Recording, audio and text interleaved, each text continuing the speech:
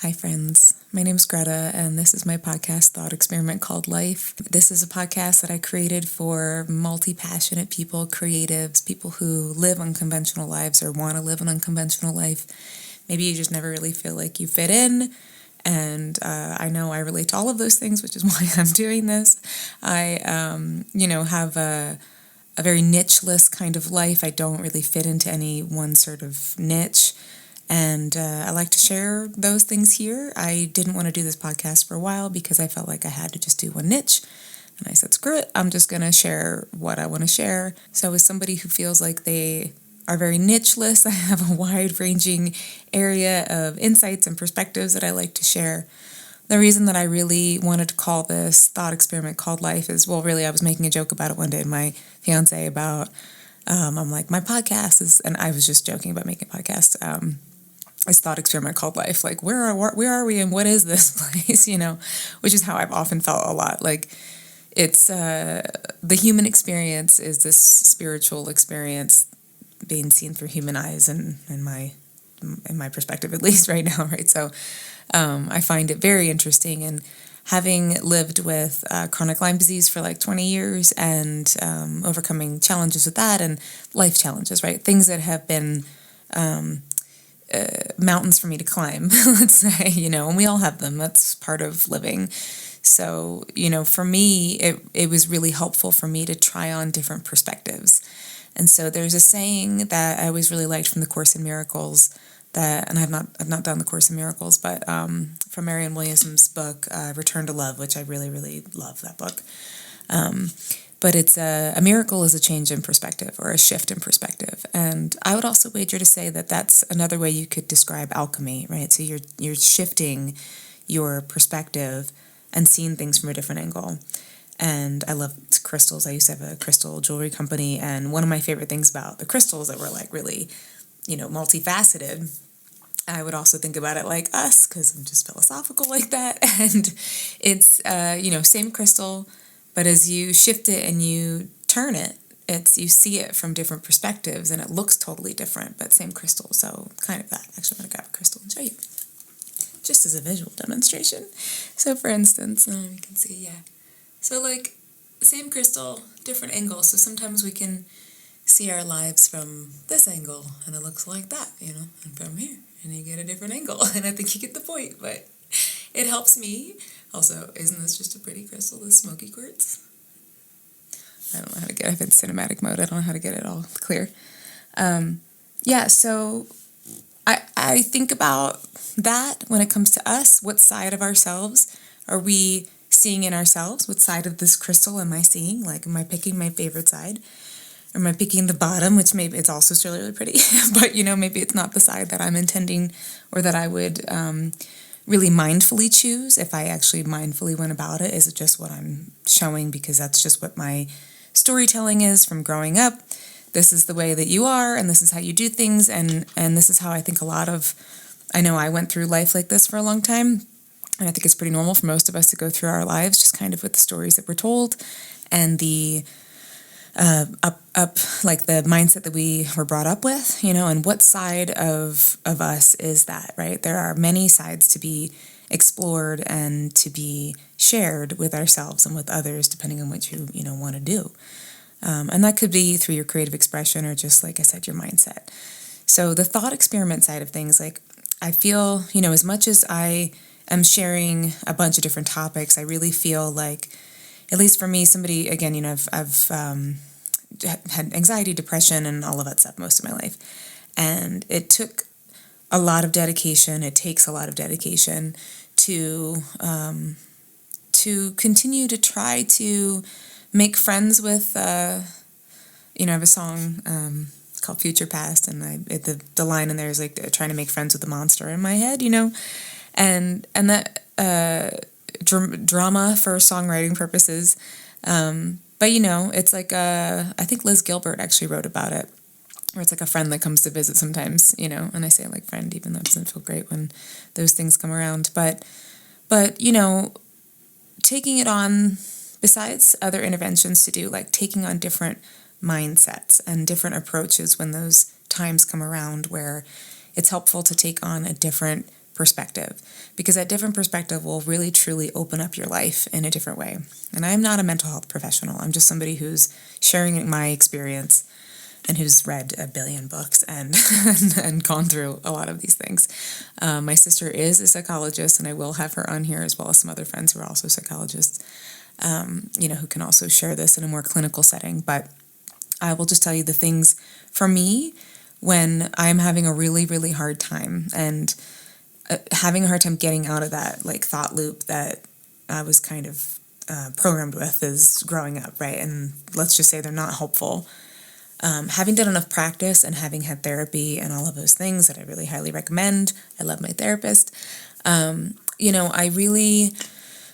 really have a couple mantras or affirmations or prayers or however you want to call it. I have a couple little sayings that I love that kind of help me keep myself grounded. And then there are just a couple other like tools and resources that might help if you're going through something really hard right now. So I just wanted to pass that along. There's a lot going on in our country. And I think that I'll start first with, I think it's good to be informed. I think that we can't just like bury our head in the sand about what's happening in our world. And also, we're not designed to process that much information and that many problems from that many areas without also having that agency to really do something impactful about it, except for be upset and worried. And, there's practical things that we can do, calling representatives and things like that. But there's the side of like taking the action to be involved, and then also paying attention to what you're actually doing to yourself on a day-to-day basis. So especially right now, as things are like very tense, I know personally I have limited my intake of current events to just kind of like making sure like I know what's going on, and if, like I said, people to call and petitions and those kinds of things, whatever it is, it's important to you to be involved in that sense. But I always feel like, being good to the people around you makes such a tremendous impact, because you're like lifting up your community and then they lift up the people around them and so forth. So that's kind of, for me, I know I've like pulled back on the consumption of things. And so I think about it in a silly way, like, we think about what we're going to eat and put in our bodies through our mouths, but we also have to think about what we eat with our ears. So we got to think about what we're listening to as well, and also what we consume with our eyeballs. So, it's, for me, I like to find silly ways to put things because it helps me remember them. And for me, I'm like, don't, eat, consume whatever too much that is something that I like. Maybe I can't actually physically do something about right now, but I can physically and energetically and all of that do X, Y, and Z that's actually going to make an impact in my community and in the lives around me directly. And like, that's part of that agency. So all that to say, if you are going through a really hard time and all of these things are really affecting you, thinking about ways to limit that consumption, but then to increase the consumption of all of the good things. So the things that are going to help you feel like you have agency, help you ground back into yourself and ground back into spirit, whatever your spiritual practice may be. So I'm going to share some sayings, again, affirmations, prayers, however you want to put that, mantras. They're usually kind of more like something that you repeat to yourself when you're like, oh, fuck. Okay, so you go like, shit, this thing, I don't know how to solve this. Let's say you have something come up and you are just overwhelmed with how are you going to figure this out, solve this. It seems insurmountable. One of the books that really changed my life, like really, truly changed my life, is Tosha Silver's Outrageous Openness, and then all of her books since then.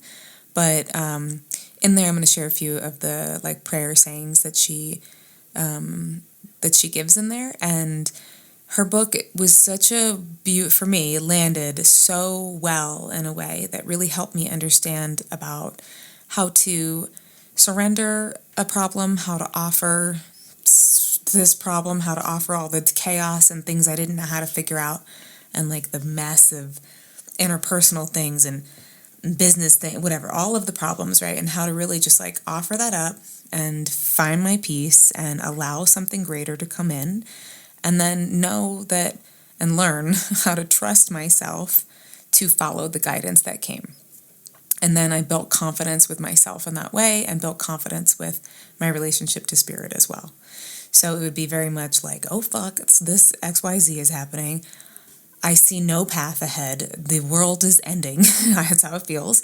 And this is a problem I just don't know how to handle. And so I would read her book and listen to her book constantly until I started to learn different ways to think about things, until I started to kind of have a different knee-jerk reaction when something happened. So in an oh shit moment, I would instead remember like one of these sayings. And the other one is the other teacher who I love, who was actually, I really loved her stuff. Like I knew about her before Tosho Silver was Louise Hay, who's no longer with us, and I miss her beautiful spirit here in human form on earth. Just such a wonderful, radiant spirit. If you know the publishing company Hay House, that is her publishing company. She just did really incredible work, especially like through the 80s and 90s and beyond. And if you're ever just feeling like really down and really just kind of want to have like an energetic hug, I would definitely listen to, any of her audiobooks or any of her talking. Even if it's just a few minutes, you might just feel a little better. She was just a true angel on this earth. And her words, again, were something that really made an impact. So starting here with what I'm saying, if you're going through all of this, one of the first things that I try to do, especially now, and that I've learned to do over many years of, having this cycle go through, is just to keep some of these things on hand. And then this is like totally the neurospicy side of me, where I will just like listen to something over and over and over again, and then it starts to get into my brain. But I'm reteaching myself these messages. I mean, I figure I've heard enough bullshit from, whether it's like upbringing things of like this is the story that this family believes or whatever, or if it's on the news or culture, society, whatever, I'm like, I can stand to listen to this audiobook a few times. So that's kind of how I think about it. Okay, so let me get to a few of my favorite sayings. All right, so I'll do Louise Hay first. This is something my sister and I actually will, especially for both, like, oh my God, I'm going through this thing. One of us will text it to each other and be like, remember this? And we're like, okay, thank you. So maybe send it to a friend and then, or your sibling or whatever, and then you guys can remind each other when shit hits the fan. So from Louise Hay, it's all is well. Everything is working out for my highest good. Out of this situation, only good will come. I am safe. For me, that mantra is really how that becomes when things are tough. And I'm just like, everything is working out for my highest good and I am safe. That has unlocked literal miracles in my life at times where it seemed like there was no path forward. And instead of me trying to figure out the path, so this is kind of like, instead of you trying to get in there and figure it out at that moment, it's more about releasing and surrendering, and that's kind of like what this practice really is. So you may not be able to do it for a very long time. It might just be when you say that and you just go like, okay, and just allow it to be as released as it can be. Allow yourself to open up as much as you're able to without, judging that process and being like, oh, you could have let go more or released more. I mean, these are things I definitely told myself. So once you get through that, and then you can really try to just be like, I'm releasing as much as I can. And again, just that releasing, I don't think any of us really know how to explain what that is in this lifetime, but it is miraculous. It does change things.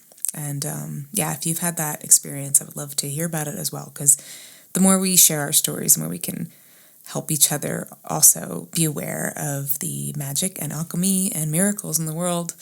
And we could all use a little bit more of that. So another one, the Tosha Silver kind of version of that is the perfect solution is already selected. That's something else to just say to myself a lot if I'm just like, I don't know. The perfect solution is already selected. I'll be guided to it in the right time and way. If something needs to end, the new route will come and I will gladly follow. And that kind of goes with another one of her sayings that I love, is that let what wants to come, come, and let what wants to go, go. It is really incredible, again, when we're able to release some of these things. So the more that I've done, all of these practices, at least where I'm at right now with things, it's like, I always go back to the Triforce. So it's like, it's part having a vision, right? It's part what has been put in your heart or in your mind that you feel is important, that you want to share, the life, the gifts, the desires, and all of those things. Some of those things we're just born with, and they're kind of like placed in us, right? So having the agency to stay and have a vision. So let's say you're on a sailboat, you have a destination that you're like going to. Maybe it's not like this exact dock. Maybe it's just this beach or like this coast or something, right? It's in that direction you want to go. And as you start to go, you have to like maybe take different courses as you're going, different paths, because the wind is crazy and the waves are crazy or whatever, and you navigate that as you go. But you have that vision, and that's like how I kind of think of like the vision of where I'm going. And then the surrender part of it is not saying how I have to absolutely get there. And that has really taken a lot of practice to do that, but it has made life a lot more enjoyable. It's made me a much more peaceful person to be able to have those two things go together. And then the other part that I really always heard the call for and didn't really answer until this past year when shit really hit the fan, like last year, was the really deep shadow work. In my case, I hit a point last year where I just knew that no matter where I got in life, right? Like no matter what achievement or career or financial success, whatever it was, that I still kept wrestling with a piece of me that just like didn't feel good enough and was going to self-sabotage. I just knew it. And I knew that I needed to address it because I had already been like working so hard to try to attain some goals. The last thing I wanted to do was to get there and then still feel these issues and then screw it up, And then also just always hearing about how when people achieve something, they don't really feel like good necessarily if they haven't done that inner work. So my goal has kind of always been like to be able to find, I shouldn't say, not always been. My goal that I have developed over the years of doing this is really to be able to find and maintain and cultivate a space of like peace and life fulfillment, almost regardless of what's going on otherwise. I say almost because you need your basic needs obviously met. This is not something that necessarily works if those things are not taken care of, right? But to be able to arrive in a space where I can address the programming and the stories that I was told, that I told myself my whole life about being unworthy and not good enough and, whatever, all those things. And being able to rewrite that story so that I'm much kinder to myself, so that my vision also reflects that, right? So that beach, then we're on the sailboat again, the beach and trying to get to that shore, that dock, whatever, right? That will be a much kinder vision, intention that I'm setting, and then to surrender and allow myself to just kind of like take the path that shows up as I open up to the divine and the mysteries of this human experience. And doing all of that, again, has really just added so much incredible richness to my life, and as well as like bringing me to, the vision. It's bringing me to the beach. It's taking me there. I've never really had an experience where it's been like this instant manifestation kind of thing. I know lots of people have, and like I love that exists. Maybe that does happen at some point, but mine has been a much more evolving of my spirit on the way there. So it's taken like, I'm like in a rock tumbler, and I'm just like being polished a lot. So, but that's, why I have this collection of these sayings and want to pass these things along, because I think a lot of us have that experience. Okay, so those are some, having those pieces work together really just, it might help. It might help on your path as you anything that I say, basically, I'm sharing my personal experience, and my invitation is to just let it land where it lands and see what that means to you. So that's kind of how I think about those things. And let me see. So there's like definitely a bunch of other ones? I definitely for sure recommend checking out any of Louise Hay's books. Return to Love, like I said, was just really, there's definitely a lot of, like, A Return to Love is one of those books that I revisit every couple years and try to just glean something new from it. She talks about the Course in Miracles in there. I'm not super familiar with, like, I haven't done the Course in Miracles, but I very much resonate with just how she speaks about the spiritual path, and in that sense, I'm very non-denominational, so it and she is, even though some of the language isn't, but if you listen to it, you'll see what I mean. And Tosha Silver's Outrageous Openness, and then she also has Change Me Prayers, and those two books really you can kind of just pick up anytime. You could have the book and just pick a page and read something, or have it on Audible and just like scroll the library. I usually will do that. I'll close my eyes and I'll just like pick a chapter, and it's always what I need to hear. And it's kind of like a little library oracle. I'll probably just talk about that at some other time. But you know, having something like that around. There is an app called Motivation that I used during a really difficult time, where I just like could not keep my mindset in a good spot very easily, and I like didn't have the ability to like listen to audiobooks while I was like working or something like that. So I put on this app called Motivation, and they ask you like a little quiz in the beginning, kind of like what kind of quotes do you want to see, and then how often would you like to see them. And I think I had mine set for like every 30 minutes, where it was like this saying and this saying, and for the quotes that I needed to see at the time. So something like that is really good to really help just keep you in check as you go. And if you think about like, yes, does that sound like a little obsessive? For sure. But we're on social media all the time, and at least most, I will say a lot of people are, but even if you're not, our emails, the technology, we're bombarded with messages all the time, more than every 30 minutes, and they're not the messages that we choose to see. So I invite you just to see what that's like, where you can actually cultivate the messages that you want to see every 30 minutes or so, however much you want to make it. But then you actually get to cultivate what it is you're going to hear and think about, and your energies moving forward, which will just help. It'll just make you feel better in general and help you start to have those thoughts naturally as well.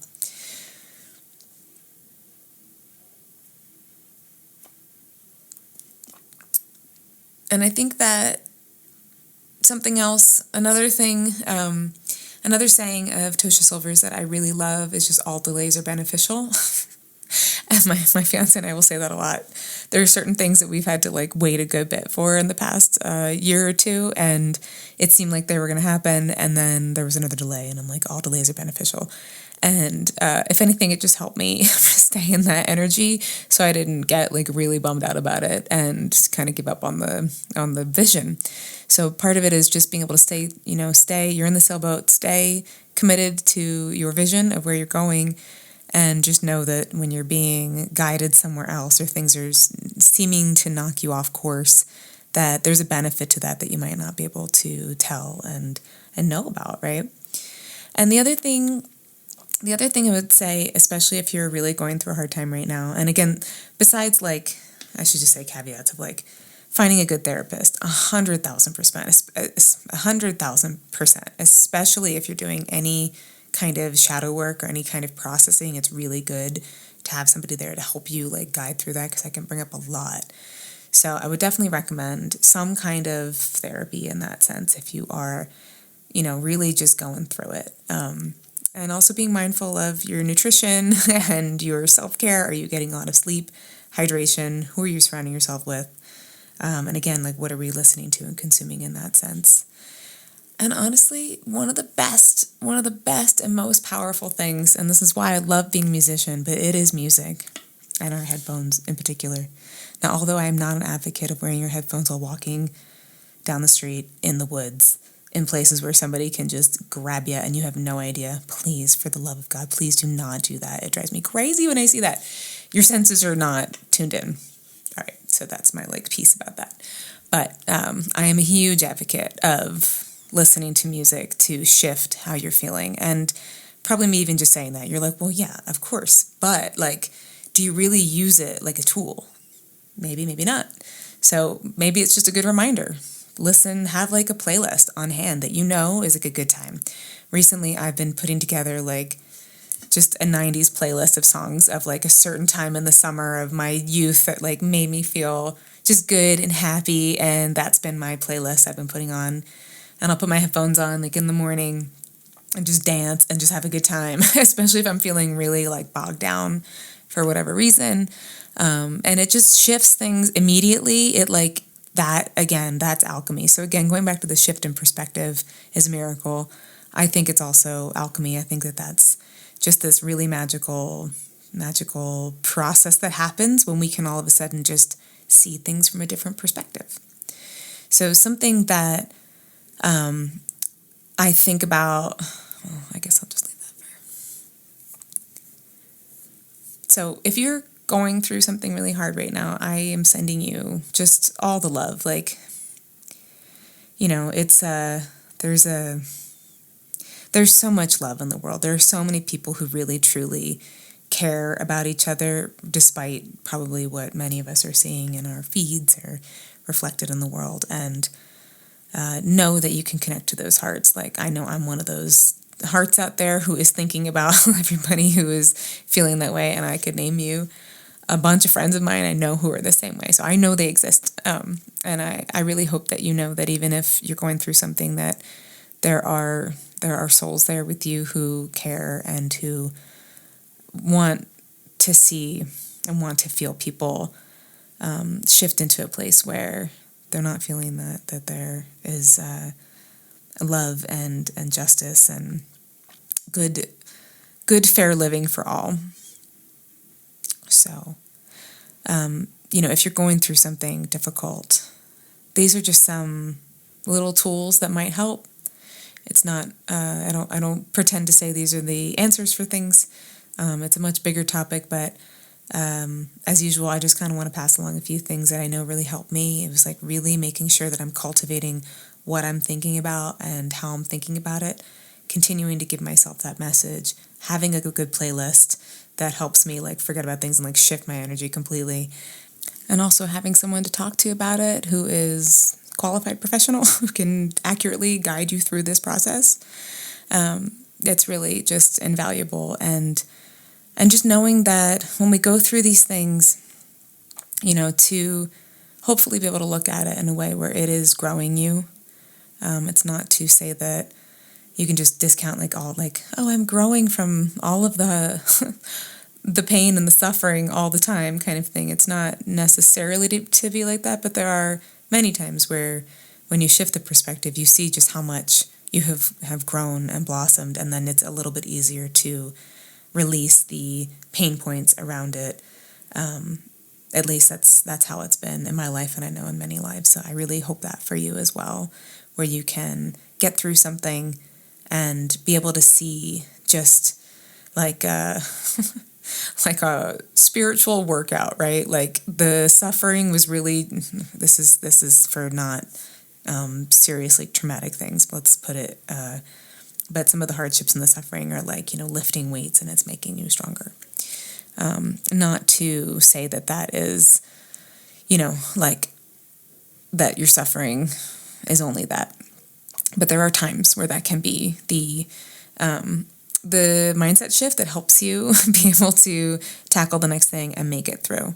So obviously there's categories of these things, but I hope that you listening to this, you'll kind of know where you've fallen with that. And when it kind of comes to the general working with your mindset to try to create like a better mindset, these are some really helpful things, at least that I've found in my life, and I hope that they help you. And thank you for being here. I hope that you are getting something out of this podcast, and I hope that you're enjoying the interviews as well. Please leave any comments and subscribe. Always love to have you here for this, and let me know if there's anything I'm going to talk about in particular, and rating as well. It's all, it's really helpful. I'm terrible at doing it for other things that I listen to, so I'm trying to get better at doing it. I almost feel bad even asking until I get better at it, so no harm, no foul. Okay, I will see you on the next episode. Much love.